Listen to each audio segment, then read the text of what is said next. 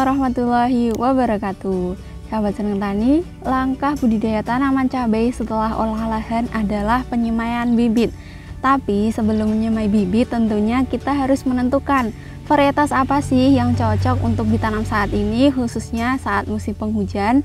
Nah, pada kesempatan kali ini akan coba kami rekomendasikan beberapa varietas cabai yang cocok untuk ditanam saat musim penghujan. Untuk lebih lengkapnya lagi, simak video kali ini sampai akhir.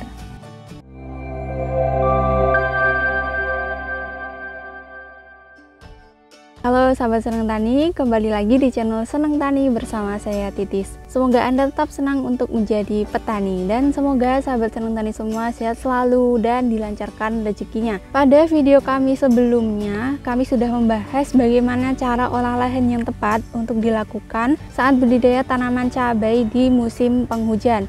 Nah, bagi sahabat Seneng Tani yang belum menontonnya bisa ditonton pada video ini, atau sahabat Seneng Tani bisa klik pada bagian deskripsi. Nah, bagian deskripsi ini bisa sahabat Seneng Tani temukan dengan mengklik judul dari video ini, kemudian pada bagian bawahnya akan ada beberapa link untuk video yang harus sahabat Seneng Tani tonton. Nah, seperti yang sudah saya sampaikan tadi, bahwa pada kesempatan kali ini akan coba kami rekomendasikan beberapa varietas cabai yang cocok untuk ditanam saat musim penghujan. Karena pemilihan varietas ini menjadi hal yang sangat krusial, di mana pemilihan varietas yang tepat akan memudahkan kita dalam hal melakukan perawatan dan juga akan lebih meningkatkan keuntungan yang kita dapatkan. Oleh karena itu, sahabat Seneng Tani jangan asal-asalan dalam memilih varietas, apalagi di musim penghujan. Kendalanya ini cukup banyak. Jika kita tidak mengantisipasinya dengan memilih varietas yang tepat, maka kita bisa mengalami kerugian yang cukup tinggi. Nah, tapi karena minat masing-masing daerah ini berbeda, jadi ada beberapa daerah yang konsumennya ini lebih menyukai cabai rawit yang putih, atau ada juga yang lebih menyukai cabai rawit yang berukuran kecil. Nah, jadi silakan kedepannya disesuaikan dengan apa sih yang dibutuhkan konsumen di daerah sahabat Seneng Tani semua, dan cabai mana yang harga jualnya ini lebih tinggi, jadi kita bisa meningkatkan keuntungan yang didapatkan.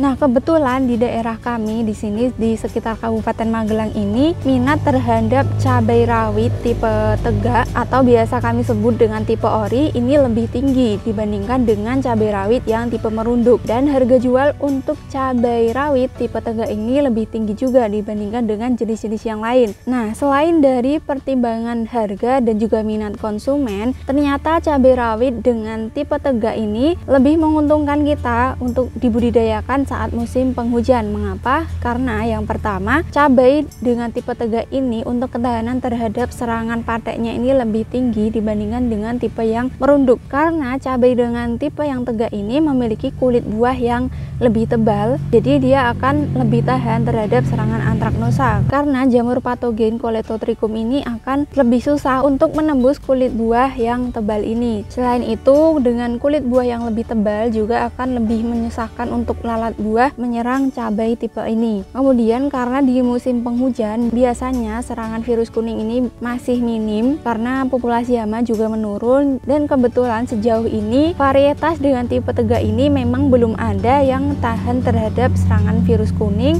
Tapi karena kita tanam saat musim penghujan, jadi otomatis dia akan bisa lebih aman dari serangan virus kuning. Selain itu, kembali lagi mengenai ketahanannya terhadap serangan patek atau antraknosa tadi, cabai dengan tipe tegak ini kemungkinan jika dia terkena oleh air hujan, maka air hujan ini bisa langsung turun ke bawah. Jadi biasanya karena cabainya ini tegak, kemudian di ujungnya runcing dan semakin ke bawah semakin besar, jadi airnya ini akan lebih mudah mengalir ke bawah, jadi tidak tertahan pada bagian cabainya. Jadi serangan jamur yang menyebar melalui air hujan ini bisa diminimalisir. Selain itu, ketahanan terhadap serangan layu untuk tipe tegak ini juga cenderung lebih tinggi, karena sejauh ini yang kami temui cabai tipe tegak yang ditanam saat musim penghujan untuk serangan layunya masih minim. Jadi bisa dibilang untuk cabai rawit dengan tipe tegak ini lebih aman untuk ditanam saat musim penghujan, dan harga jualnya pun lebih tinggi dibandingkan dengan jenis yang lain. Nah, mungkin ada ya sahabat Seneng Tani yang masih kebingungan mengenai apa sih bedanya bagaimana cabai tipe tegak dengan tipe merunduk.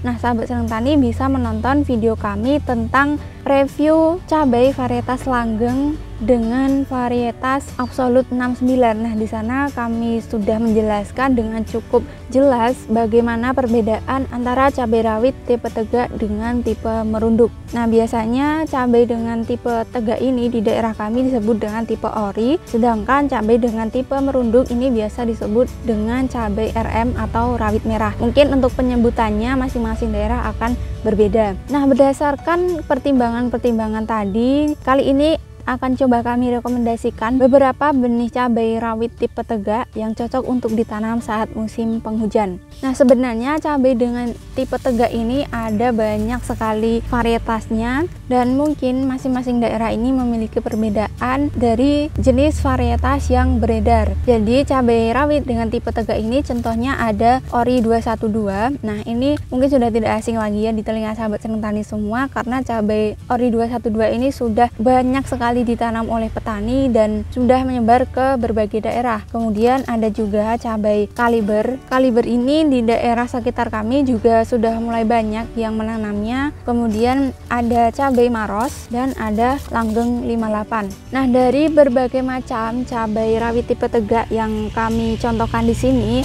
kebetulan jenis cabai yang sudah kami review sebelumnya adalah maros dan langgeng 58. Untuk kaliber dan ori ini karena sudah banyak sekali yang menanam, jadi sahabat petani juga mungkin sudah mengetahui bagaimana karakteristiknya dan bagaimana hasilnya. Nah, pada kesempatan kali ini akan coba kami review salah dua varietas cabai tipe tegak yang sudah terbukti keunggulannya dan sudah kami review juga di video kami sebelumnya. Sahabat senang tani bisa menonton video kami tentang review cabai maros dan langgeng 58. Nah, mengapa sih kedua cabai rawit ini kami rekomendasikan untuk ditanam saat musim penghujan? Jadi sebenarnya pertimbangannya adalah seperti apa yang sudah saya sampaikan tadi, yaitu mengenai ketahanannya terhadap serangan patogen penyakit terutama patek dan layu, karena di musim penghujan serangan patek, layu, busuk batang, dan serangan jamur ini bisa sangat merajalela karena kelembapan yang cukup tinggi. Nah, dengan menanam cabai yang tipe tegak ini akan lebih minim serangan patek dan layunya, tapi tentunya itu juga tergantung dengan bagaimana perawatan yang kita lakukan dan bagaimana olah lahan yang kita lakukan sebelumnya, karena beberapa patogen ada yang hidup di dalam tanah, dimana jika kita sudah melakukan olah lahan dengan baik dan benar, harapannya ini bisa meminimalisir perkembangan patogen yang ada di dalam tanah. Nah, sebenarnya kedua jenis varietas ini, maros dan juga langgeng, ini hampir mirip ya. Dan di video kami sebelumnya tentang maros ataupun tentang langgeng, ini banyak yang bertanya apa bedanya varietas maros dengan varietas langgeng dan bagaimana produktivitas untuk kedua varietas ini. Nah, sebenarnya kedua varietas ini hampir mirip untuk karakteristiknya, yaitu sama-sama tipe tegak semi merunduk. Mengapa dikatakan tipe tegak semi merunduk? Jadi kedua cabai rawit ini saat mudanya ini dia akan tumbuh tegak, kemudian lama-kelamaan karena bobotnya semakin bertambah dia akan semakin merunduk. Jadi dikatakan varietas ini tegak semi merunduk. Berbeda dengan varietas Ori 212, di mana Ori 212 ini adalah tipe tegak, jadi dia akan tumbuh tegak walaupun sudah matang. Sedangkan kedua varietas ini karena semakin lama bobotnya semakin bertambah, jadi semakin lama dia akan semakin merunduk seiring berjalannya waktu. Jadi sebenarnya dari kedua varietas ini memang hampir sama dan untuk produktivitasnya pun juga 11-12. Untuk langgeng 58 ini potensi hasilnya adalah sekitar 1-1,3 kg per tanaman. Jadi 1-1,3 kg ini adalah dari awal petik sampai akhir petik, potensi hasilnya adalah 1-1,3 kg. Sedangkan maros di sini tidak dicantumkan berapa potensi hasilnya, tapi berdasarkan apa yang kami lihat di lahan, sebenarnya kedua varietas ini memiliki produktivitas yang hampir sama. Selain dari potensi hasil, kedua varietas ini juga hampir sama dari karakteristik buahnya. Langgeng 58 di sini sudah tertera pada bagian kemasannya, memiliki panjang buah sekitar 4-5 cm dengan diameter sekitar 1,6 cm. Kemudian dengan berat per buah ini adalah sekitar 3,5 sampai 5,5 gram. Untuk Maros ini juga sebenarnya hampir sama setelah apa yang kami lihat sendiri di lahan, dan bedanya antara kedua varietas ini adalah varietas Maros ini menurut kami kulit buahnya lebih keras. Jadi jika kita tekan buahnya maka akan terasa kulit buah Maros ini lebih keras. Jadi walaupun dari karakteristik ukuran buah dan juga bobotnya ini hampir sama, tapi untuk Maros di sini kulit buahnya lebih keras dibandingkan dengan langgeng. Nah, kemudian kedua varietas ini buahnya saat belum masak dia akan berwarna hijau muda atau hijau cerah, kemudian lama-kelamaan jika sudah matang maka akan berwarna merah menyala atau merah mengkilap. Kemudian kedua varietas ini untuk masing-masing ruasnya ini bisa muncul 2 bahkan sampai 3 buah. Jadi produktivitasnya juga sangat istimewa. Selain buahnya lebih berbobot, tapi jumlah buahnya juga sangat banyak.